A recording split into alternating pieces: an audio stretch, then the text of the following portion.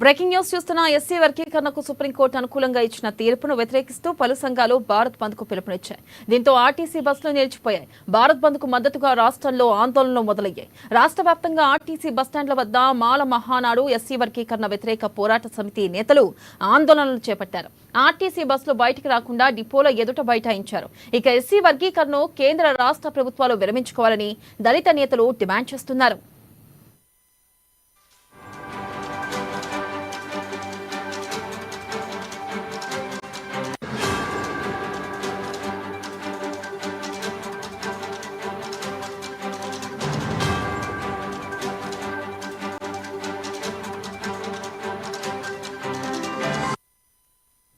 Breaking news చూస్తున్నాం. SC వర్గీకరణకు supreme court అనుకూలంగా ఇచ్చిన తీర్పును వ్యతిరేకిస్తూ పలు సంఘాలు భారత్ బంద్ కు పిలుపునిచ్చాయి. దీంతో ఆర్టీసీ బస్సులు నిలిచిపోయాయి.